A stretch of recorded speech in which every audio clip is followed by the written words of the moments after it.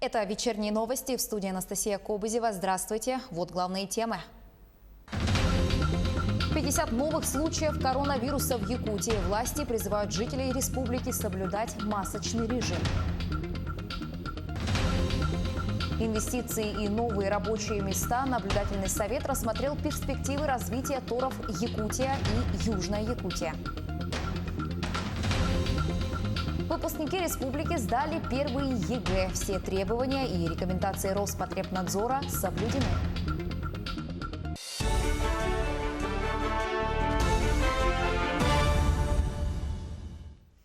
«90 парашютистов, десантников Тюменской и Ханты-Мансийской авиалесоохраны сегодня прибыли в Якутию для тушения лесных пожаров. Они уже приступили к работе в Горном, Хангаласском и Таттинском районах. Напомню, что накануне в регионе был введен режим ЧС. Причиной труднодоступных и чрезвычайно удаленных лесных пожаров – жара, порывистый ветер и сухие грозы. В июне, например, в Верхоянске был установлен заполярный рекорд жары. Температура воздуха поднималась до плюс 38 градусов. К слову, режим ЧС действует и в ряде других регионов России. До конца недели правительство страны решит вопрос о выделении этим субъектам дополнительного финансирования для борьбы с лесными пожарами. Сегодня мы с вами убываем в Якутск. Задача простая. Обстановка в Якутии сложная. Большое количество пожаров, большое количество площадей. Почему вы? Работа будет на удаленке. Поэтому авиалесоохрана вперед в бой. Главная задача – требования безопасности, чтобы все живые и здоровые остались. Ну и вторая главная задача – максимально выложиться в локализации, ликвидации пожаров. Лесной пожар на площади 85 гектаров в 5 километрах от села Кустур Эвено-Бытантайского района локализован. На тушение пожара были привлечены более 30 человек и 5 единиц техники.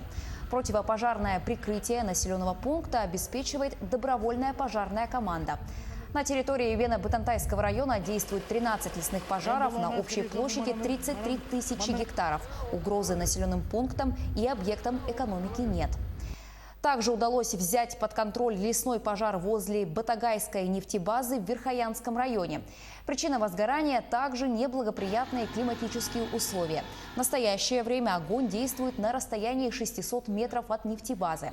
Ситуация под контролем огнеборцев. Напомню, что пожар возник 30 июня в 5 километрах к северу от поселка Батагай. Сегодня туда вылетели 17 работников Якутлесресурса с оборудованием для борьбы с лесным пожаром. Также в поселок Батагай сегодня вечером вылетел вертолет Ми-8 МЧС России с водосливным устройством. На борту также 12 человек. Помимо этого отправлено 500 единиц рационов питания из республиканского резерва. –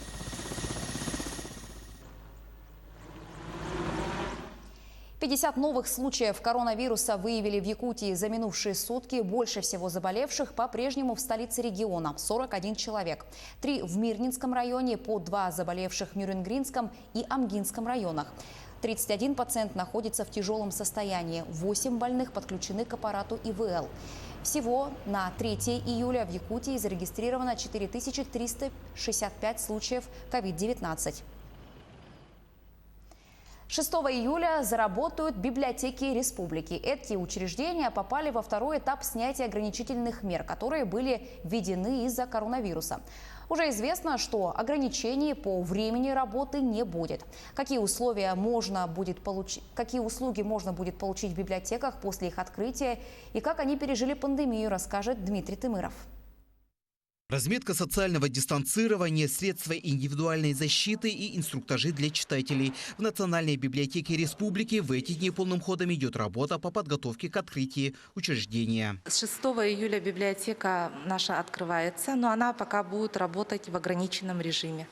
У нас на первое время будет работать сектор электронных услуг, который предоставляет населению консультационную помощь в получении услуг через порталы государственных услуг. Да? Это Е-Якутия, госуслуги и так далее. Кроме этого, у нас будет работать абонемент, где читатели могут взять по предварительному заказу книги. Вся книжная продукция библиотеки во время пандемии прошла дезинфекцию. Эта работа продолжится и после открытия. Не все книги проходят обязательный карантин. То есть в течение 5 дней они проходят дезинфекцию в специальной комнате и только после этого имеют право стоять обратно на полке. У нас в соответствии с требованиями Роспотребнадзора, в том числе для библиотек, уже разработаны они на уровне Российской Федерации. Это обязательное ношение перчаток, масок при входе в библиотеку, обязательная дезинфекция рук. И на первых порах мы ограничили пребывание посетителей библиотеки до получаса. Эти и другие меры безопасности будут соблюдены до улучшения эпидемиологической ситуации в регионе. Так же, как сообщило руководство учреждения, продолжится работа по поддержке республиканских сетей библиотек, вопросы реализации в регионе федерального проекта «Культура». И эта работа будет возобновлена. В этом году у нас отбор прошли 2 заявки, то есть в этом году реализуются 2 библиотеки. Это филиал «Созвездие» централизованной библиотечной системы города Якутска. 5 миллионов рублей они тоже получили, сейчас вот проект реализуется. И детская библиотека централизованной библиотечной системы Булунского района. Они тоже получили 5 миллионов рублей из федерального бюджета. Но за эти деньги тоже проводятся мероприятия по текущему ремонту, обновление фондов будет, приобретение оборудования, повышение квалификации сотрудников будет за эти деньги проведено. В целом, Национальная библиотека республики во время пандемии не приостановила работу. Тогда они просто перешли на дистанционный режим. И вот сейчас готовится выйти на обычный режим работы. На втором этапе мы планируем, что будут открытие читальных залов. Тоже к этому идет плотная подготовка, разработана вся документация. Все дезинфицирующие средства, средства индивидуальной защиты закуплены. Сотрудники проходят инструктаж по работе. Между тем, сотрудники библиотеки сообщают, что открыта предварительная запись на посещение учреждения, именно абонентского отдела. Запись ведется на официальном сайте библиотеки и по номеру телефона 455 855. Дмитрий Тымыров, Григорий Николаев, Якутск. Персонал медицинского центра компания «Алроса» сегодня переживает самый активный период работы. Как организован труд во время борьбы с коронавирусом, расскажет Марферина Алексеева. Вот уже 4 месяца медицинский центр акционерной компании «Алроса» перепрофилирован в обсерватор. Все силы медработников центра направлены на борьбу с новой инфекцией. Сформированы мобильные отряды для забора анализов и оказания медицинской помощи населению на дому. Всего 25 бригад, в каждой из них 10 специалистов. В среднем в день удается собрать около 600 проб. Мы оказываем медицинскую помощь всем абсолютно жителям Мирнинского района. Создали единый центр тестирования.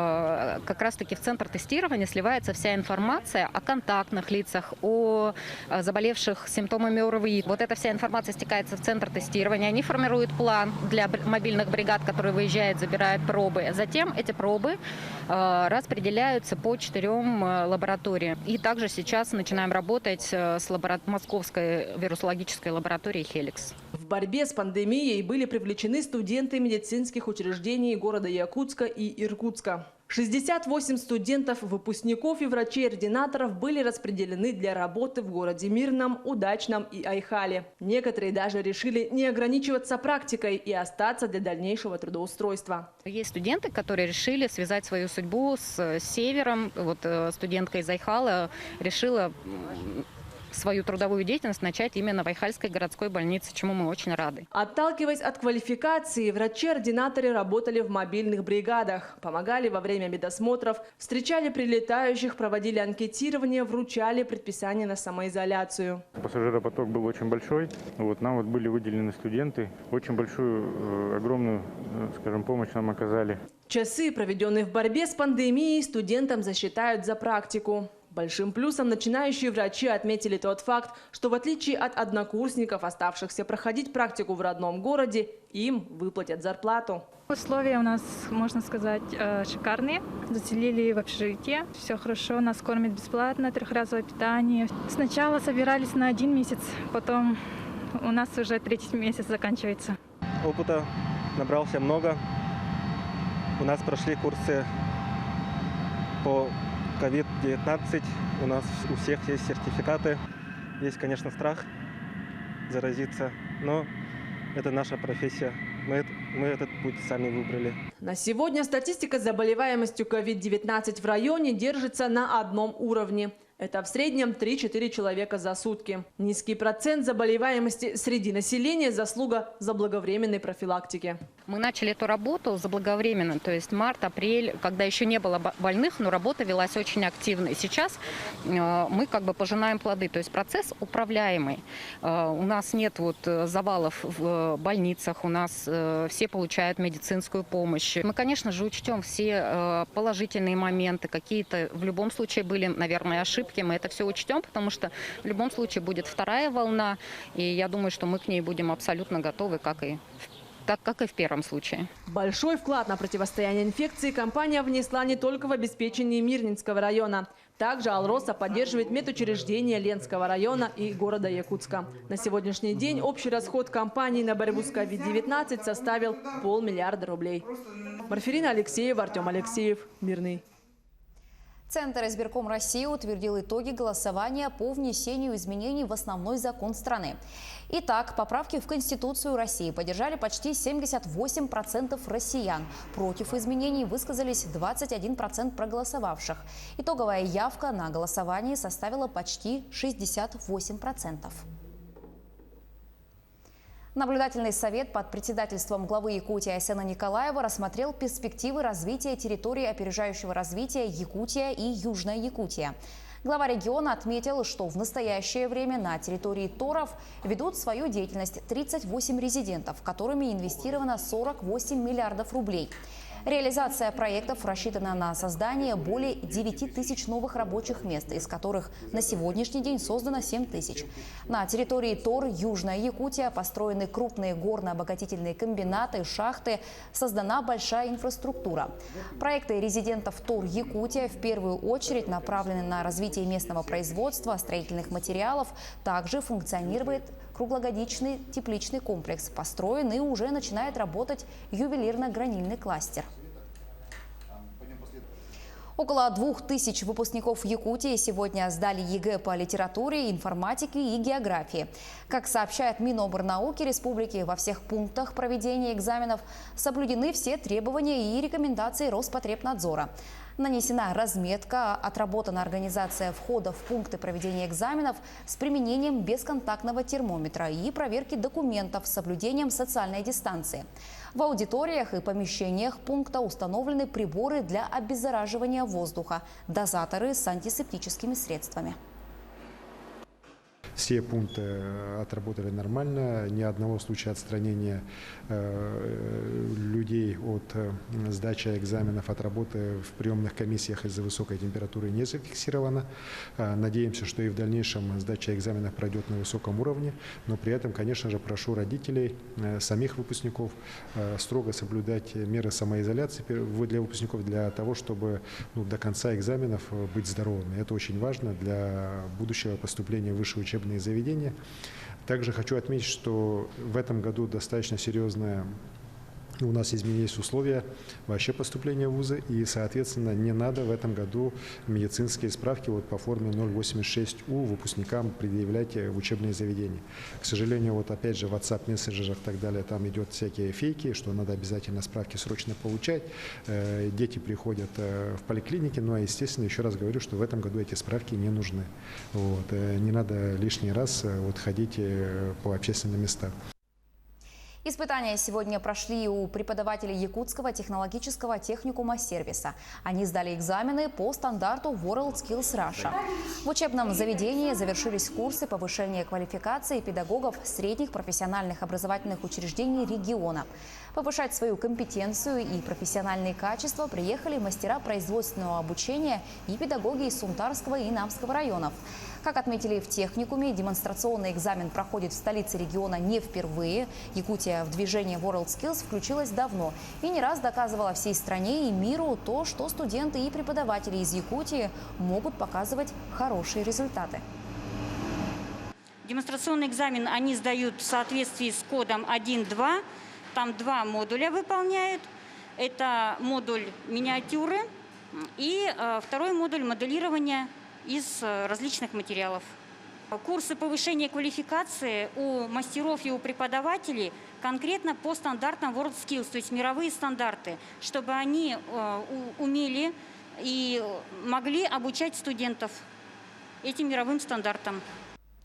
Газовики возобновили проверку оборудования в частных домах и у юридических лиц после снятия ограничений, связанных с коронавирусом. Но не как раньше. Теперь сотрудники приедут исключить неполадки только после согласования с хозяевами. Подробности у Юлии Великодной. Утечка газа. Такой вердикт от сотрудников газовой службы для Надежды стал неожиданностью. Не думала, что ежегодный осмотр выявит неполадки.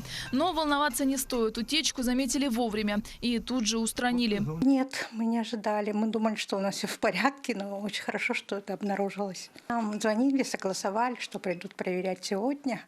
И тут живут наши бабушка с дедушкой, и вот как раз их отправили в квартиру и ждали службу. Помог выявить утечку специальный прибор, но она была незначительная. Запах газа еще не чувствовался. Специалисты осматривают конфорки и газовые трубы раз в год. Для спокойствия осмотр можно проводить самостоятельно, незамысловатым способом. Пенную воду, где будут пузыри, там уже есть утечка. Если утечку обнаружили сами абоненты, то вызывают аварийно-диспетчерскую службу. Газовые котлы также осматривают специалисты. В частном доме от его исправности зависит вся жизнедеятельность постояльцев. Зимой отопление, а летом вода. Помимо проверки на исправность, профилактика, промывка вентиляторов и других систем. Смотрим техническое состояние котла, и вентилятор и так далее, камера сгорания, теплообменник, в каком состоянии, грязный, не грязный. И так, промываем вентилятор. До конца снятия всех ограничений такие проверки газового оборудования будут проходить исключительно по предварительной договоренности по телефону и при условии отсутствия в доме пожилых старше 65 лет. Юлия Великодная, Григорий Николаев, Якутск. Судебные приставы оштрафовали мэрию Якутска на 500 000 рублей. Как оказалось, Якутский городской суд обязал окружную администрацию города провести капитальный ремонт дома на проспекте Ленина, 36. Но мэрия не спешила исполнять решение суда. Дом 1959 года постройки был признан аварийным еще в 2009 году. Участок автодороги Лена у Чульмана закроют для движения. Его перекроют в 7 часов утра 6 июля для замены аварийного участка трубопровода магистральной теплосети «Аэропорт», проходящей под федеральной трассой. Ремонтные работы продлятся до 8 июля включительно. Организация проезда будет осуществляться через поселок Чульман. Сезон отпусков в самом разгаре, и многие россияне сейчас находятся в раздумьях, куда поехать, какой регион посетить. Тем более, что с начала июля 67 регионов нашей страны уже стали доступны для туристов.